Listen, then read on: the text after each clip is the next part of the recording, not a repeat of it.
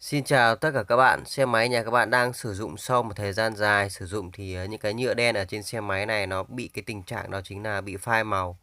Cảm giác giống như kiểu nó bị mục các bạn. Thì những cái nhựa này trong quá trình sản xuất ra thì người ta không phủ bất kỳ một lớp sơn bảo vệ nào cả. Nên nó sẽ bị tình trạng phai màu theo năm tháng cũng như là theo thời tiết. Kể cả trên những cái vỏ yên này nếu mà làm bằng nhựa ấy, thì nó cũng bị phai màu các bạn ạ. Thì cái nhựa này ở trên xe máy thường thường nó hay bị phai màu ở những cái nhựa màu đen các bạn ạ. Rất là dễ nhìn thấy. Còn cái chỗ nhựa màu trắng này thường thường là người ta đã phủ lớp sơn rồi nên nó đỡ bị phai màu hơn so với lại lớp nhựa màu đen ở trên xe máy này. Thì cái tác nhân gây cho nó chính là thời tiết khắc nghiệt, nắng và mưa rồi nóng và lạnh thì cứ trời nắng xong lại mưa thì cái nhựa này trong một thời gian nó sẽ bị oxy hóa các bạn ạ. Cảm giác giống như kiểu nó bị phai màu và nó rã ra các bạn, nó bị mục các bạn. Đấy thì sẽ phai màu như thế này thì chiếc xe của bạn sẽ nhìn thấy rất là mất thẩm mỹ luôn các bạn ạ. Và một thời gian nữa thì cái nhựa này sẽ bị mục và nó gãy luôn các bạn ạ. Hôm nay thì mình sẽ chia sẻ với bạn một cái phương pháp để chúng ta có thể phục hồi được cái nhựa của cái xe máy này bằng một cái phương pháp đơn giản hơn và mình sẽ tự chế được cái phương pháp này được. Thì cái phương pháp này hôm nay mình sẽ giới thiệu tới các bạn đó chính là tự chế một loại sơn có khả năng phục hồi nhựa này. Cái loại sơn này các bạn hoàn toàn có thể tự làm được tại nhà. Sau đây thì mình sẽ hướng dẫn các bạn cách chi tiết để chế tạo ra loại sơn này nhé. Đầu tiên thì mình sẽ sử dụng một cái cốc để đựng.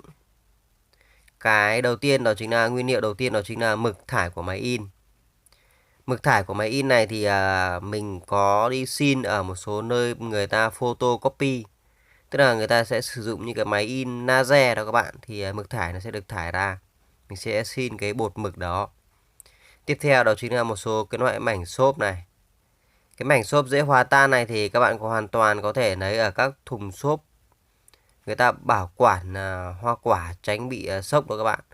Thì các bạn có thể xin được những cái mảnh xốp này. Cái nguyên liệu thứ ba thì đó chính là xăng thơm hay gọi là xăng acetone hay gọi là dung môi để pha sơn. Thì đều là các loại xăng này.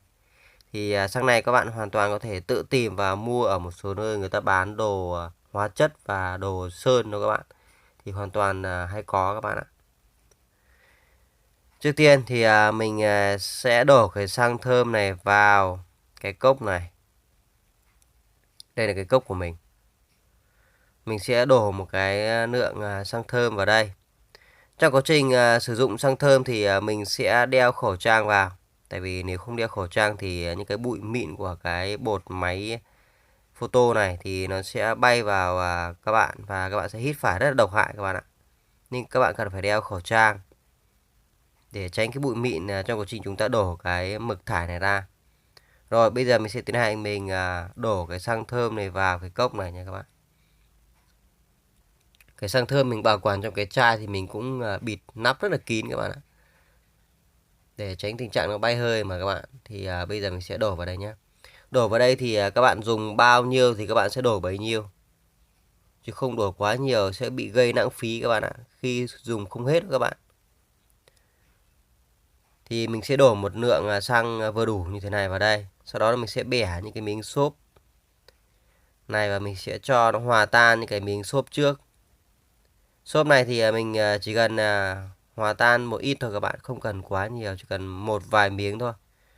Đó, mình sẽ cho cái xốp này nó tan hết ra. Sau khi xốp này đã tan hết ra rồi ấy, thì bây giờ mình sẽ tiến hành mình đổ mực máy thải vào đây. Tức là đổ mực của máy in vào đây. Mình sẽ đổ một cái mức độ vừa đủ thôi các bạn ạ, không cần đổ quá nhiều đâu các bạn. Đổ cái mức độ gọi là pha cho nó nóng nỏng một chút thôi các bạn, không cần phải quá đặc. Nếu mà quá đặc thì nó khó quét các bạn. Đó, bây giờ mình sẽ đổ mực vào đây các bạn nhé. Cái mực này thì nó là cái loại mực của cái máy in laser nó thải ra các bạn. Cái này thì các bạn hoàn toàn có thể đi xin miễn phí luôn các bạn ạ. Sau khi quá trình mình đã đổ mực của máy in này vào đây rồi. Cái mực này là loại mực bột nha các bạn, thì nó khó tan lắm. Chỉ cần lấy một cái que và mình quấy lên thì nó sẽ tan. Bây giờ mình sẽ mình quấy mình đảo lên nha các bạn.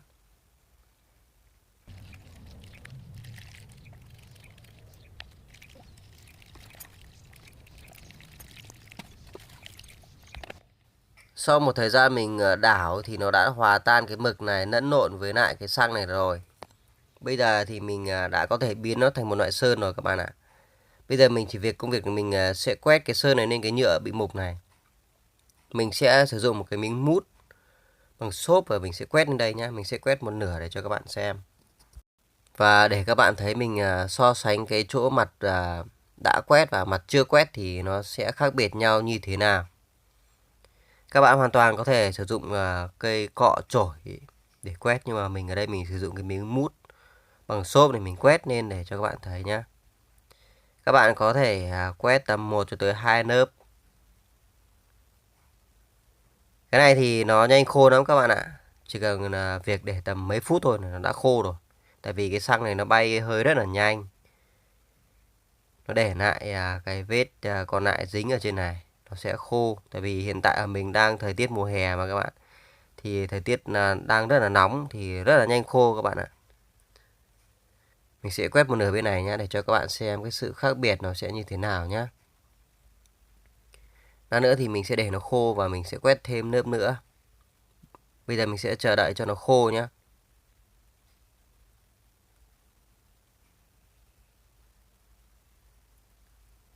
Rồi sau khi cái lớp sơn này đã khô, các bạn có thể nhìn thấy ở đây. Nó hoàn toàn rất là khác biệt luôn các bạn ạ. Một bên thì nó đã quay trở lại màu đen của cái nhựa của nó đây. Và nó khô nhanh lắm các bạn. Mình cho tay vào mình miết miết thì nó không ra tay được nha các bạn. Mà trong khi đó cái sơn này nó dính vào tay mình rất là chắc các bạn ạ.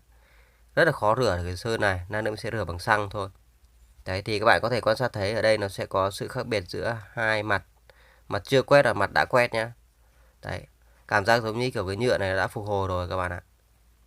Đấy, nó sẽ làm cho cái nhựa này được bảo vệ thêm một cái lớp nữa. Đấy. Bây giờ mình sẽ quét nốt cái mặt bên này để cho các bạn thấy nhá. Cái sơn này thì nó sẽ áp dụng cho những cái nhựa của xe máy bị mục hoặc là bị phai màu. Hoàn toàn có thể phục hồi được. Nó sẽ tạo thêm một cái lớp bảo vệ nữa. Thì bảo vệ cho cái lớp nhựa này đỡ bị oxy hóa theo năm tháng. Đấy. Thì cái lớp này nếu mà quét lên thì mình thấy nó cũng rất là bền các bạn ạ. Nó tầm khoảng vài tháng chưa chắc nó đã bị phai màu lại đâu các bạn. Cái này thì mình đã tìm cách và mình phát triển cái loại sơn này. Mình nghiên cứu quá trình mình nghiên cứu thì mình thấy cái loại sơn này quá trình mình pha theo tỷ lệ như thế này thì mình quét lên ấy thì mình thấy cái lớp nhựa của cái này nó được phục hồi và nó cũng sử dụng được một cái thời gian rất là dài các bạn ạ. Đấy. Nếu mà một thời gian dài nó bị phai màu tiếp thì các bạn sẽ quét tiếp lên. Nói chung là cái loại này mình đã pha chế như này là bám dính lắm các bạn ạ. Cực kỳ là bám dính luôn.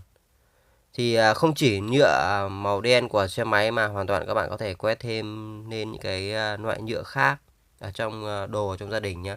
Nhưng mà cái đồ trong gia đình các bạn nếu mà quét cái loại lớp này thì các bạn nên quét cái loại lớp dành cho những cái đồ dùng trong gia đình thôi, như ví dụ như là quạt này, bóng đèn này, hay là những cái thứ khác thôi. Còn những cái đồ nào liên quan đến thực phẩm thì các bạn không nên quét lên nhé. Đấy, mình đã đợi nó khô mình sẽ quét tiếp. Và mình sẽ cho các bạn thấy mình sẽ quét thêm lên cái lớp ở chỗ này. Các bạn thấy ở chỗ cái lớp nhựa bọc ở trên cái chỗ tay cầm ở chỗ cái yên xe này không? Nó cũng bị phai màu và mình đã quét thử một lớp rồi. Nó rất là đen các bạn ạ và nó rất là dính. Và nhìn nó rất là bóng luôn các bạn. Thì bây giờ mình sẽ tiến hành mình quét nốt cho các bạn thấy nhá. Nếu mà cái yên xe của các bạn được bọc bằng một cái lớp da giả da các bạn. Tức là cái vỏ yên này nó được bọc một cái lớp da bằng nhựa các bạn ạ. Thường thường là cái yên xe máy này thường thường người ta sản xuất hay làm bằng da bằng nhựa. Thì sau một thời gian nó cũng bị phai màu đúng như kiểu là cái vỏ nhựa màu đen của cái xe máy đó các bạn. Đấy, bây giờ mình sẽ tiến hành mình quét lên cái vỏ yên của xe máy nhá. Nó vẫn có thể dính và nó bám chắc và phục hồi được các bạn ạ. Đấy, để cho cái lớp này nó sẽ tạo một cái lớp bám dính để bảo vệ cho cái lớp nhựa của cái xe máy này nó bám chắc hơn và nó bền hơn các bạn ạ. Sau một thời gian sử dụng ấy. Đấy thì các bạn có thể thấy sau khi mình quét lên cái lớp yên xe này. Đấy. Nó tạo một cái lớp bảo vệ nhìn rất là sạch các bạn ạ. Nói chung là nó đã phục hồi được cái nhựa này. các bạn cảm giác quá trình quét lên đến đâu rồi giống như kiểu là chúng ta đã mua một cái yên xe mới ấy. Nó giống như kiểu là phục hồi lại trạng thái ban đầu nhìn như mới các bạn ạ. Đấy, các bạn càng quét đều và mịn bao nhiêu thì quá trình cái bề mặt thẩm mỹ này nó càng đẹp bấy nhiêu. Nếu mà dùng chổi quét thì cũng được nhưng mà nó sẽ hay để lại vết các bạn ạ. Nhưng ở đây thì mình đã quét bằng cái mút xốp này thì cảm giác nhìn nó cũng mịn hơn các bạn ạ. Mịn hơn so với sử dụng cây chổi nông để quét.